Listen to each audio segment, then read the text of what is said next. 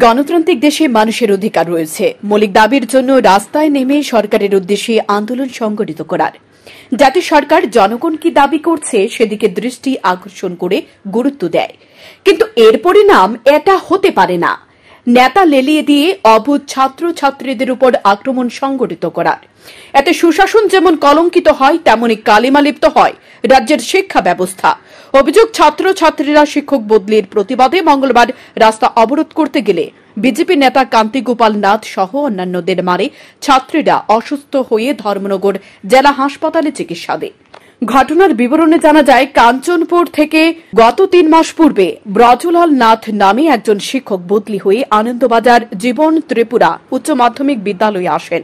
ছাত্রছাত্রীদের মতে তিনি এ বিদ্যালয়ে আসার পর সে বিদ্যালয়ের ছাত্রছাত্রীরা বিশেষ ক্লাস এবং সাহায্যের জন্য ওই স্যারের প্রতি দুর্বলতা দেখা দেয়। স্কুল পড়ুয়া জানায়, ওই শিক্ষক বিদ্যালয়ে আসার পর থেকে বিভিন্ন বিষয়ে তাদের পড়াশোনা ভালো চলছিল। অভিযোগ, বিদ্যালয়ের প্রধান শিক্ষক এবং স্কুল পরিচালন কমিটির কিছু সদস্যরা এ ব্যাপারটি একেবারে ভালো চোখে দেখেনি। তাই মাত্র ৩ মাসের মধ্যে বিদ্যালয়ের শিক্ষক ব্রজলাল নাথের বিরুদ্ধে বদলির নোটিশ ধরিয়ে দেওয়া হয়। বিষয়টি নিয়ে ছাত্রছাত্রীদের বিক্ষোভ সোমবার থেকে শুরু হয়। মঙ্গলবারে বিদ্যালয়ের ফটকে তাঁরা তালা ঝুলিয়ে দিয়ে আনন্দবাজার এলাকায় অবরোধে বসে। তখন ধর্মনগর থানার পুলিশকে খবর দেওয়া হয় এবং বিদ্যালয়ে আইএস ঘটনা পর্যবেক্ষণ করতে যান। কিন্তু এলাকার নেতা কান্তি গোপাল নাথ, এলাকার শক্তি কেন্দ্রের ইনচার্জ ইন্দ্রমণি নাথ, নারায়ণ নাথ এবং দেবাশিস নাথের গুন্ডামিতে ছাত্রছাত্রীরা অবরোধ স্থল ত্যাগ করে বিদ্যালয়ের কক্ষে ফিরে যেতে বাধ্য হয়। পরে বিদ্যালয়ের কক্ষে গিয়ে তাদেরকে উচ্চ স্বরে বিদ্যালয় থেকে বের করে দেওয়ার হুমকি দেওয়া হয়। পাশাপাশি কান্তি গোপাল নাথ সহ তার সাঙ্গপাঙ্গুরা অশালীন ভাষায় গালিগালাজ শুরু করে। এমনকি দেবাশিস নাথ কয়েকজন ছাত্রীকে মারধর করে বলেও দাবি ছাত্রছাত্রীদের। এতে 8 জন ছাত্রী অসুস্থ হয়ে পড়ে। পরে ধর্মনগর অগ্নি নির্বাপক বাহিনীর কর্মীরা খবর পেয়ে ঘটনাস্থলে ছুটে গিয়ে সংজ্ঞাহীন ছাত্রীদের উদ্ধার করে উত্তর জেলা হাসপাতালে নিয়ে আসে। আমরা খুব সাহসে রাস্তা অবরোধ করছিলেন ন্যাশনাল হাইওয়ে। তারপরে গার্জিয়ানকে অনেক বাজে বাজে ভাষায় গালিগালাজ করছে তারা।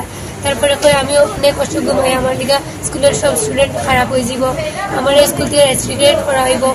তারপরে আমার নাম লেখানো হয়েছে, আমার গার্জিয়ানের নাম লেখানো হয়েছে। কইছি নেই, আমার কোনো অসুবিধা নাই, কিন্তু আমার স্যার লাগে আমার যাতে অন্যায় না হয়, আমার যাতে আমার বিরুদ্ধে যাতে প্রতিবাদ হয় এই বিষয়টা নিয়ে। কে মারধর করছে তোমার?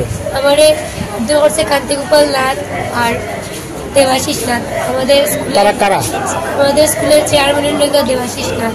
এনে কইছে আমি খুব বাজে মেয়ে, এনে আমার গালে আমার গায়ে হাত তুলছে। তারপরে ধাক্কাও দিছে। তারপরে ইন্দ্রমণি তারাও খুব বাজে বাজে ব্যবহার করছে আমার লোকে, গালাগাল দিছে বাজে বাজে। আরো অনেকজন আছে। তারপরে তো আমি আর কিছু হইতে পারি না। কোন জায়গাতে করছিলা তোমরা রাস্তা অবরোধটা? ওই আনন্দবাজার রোড ন্যাশনাল হাইওয়ে। কটার সময় করছিলা? 10:30 দিকে স্কুলের টাইম থেকে করছিলা। এরপরে তোমাদের কি এরপরেই এসে ঘটনাটা কত সময় পরে এসে মত অবরোধের? প্রায় 2 ঘন্টার। এই ঘটনায় ছাত্রছাত্রীদের পাশাপাশি অভিভাবক মহলে চূড়ান্ত ক্ষোভে ফেটে পড়েন এবং কান্তি গোপাল নাথ, দেবাশিস নাথ, ইন্দ্রমণি নাথ ও নারায়ণ নাথের বিরুদ্ধে ধর্মনগর থানায় মামলা করবেন বলে জানান। ঘটনার খবর পেয়ে স্থানীয় সংবাদ কর্মীরা ঘটনাস্থলে গেলে তাদের প্রতিও গুন্ডা বাহিনীর আক্রমণ করবে বলে প্রস্তুতি নেয়।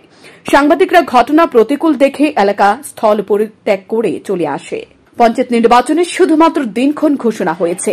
এখনই যুবরাজনগর বিধানসভা কেন্দ্রের শাসক দলের আশ্রিত কয়েকজন গুন্ডার কারণে ছাত্র ছাত্রী অভিভাবক প্রত্যেকে অসন্তুষ্টি প্রকাশ করেছেন। এলাকার ছাত্রছাত্রী সহ অভিভাবক মহলের মধ্যে ক্ষোভ দেখা দিয়েছে। দোষীদের কঠোর শাস্তির দাবি জানিয়েছেন তারা। এলাকায় উত্তেজনা বিরাজ করছে। শান্তন টিভি।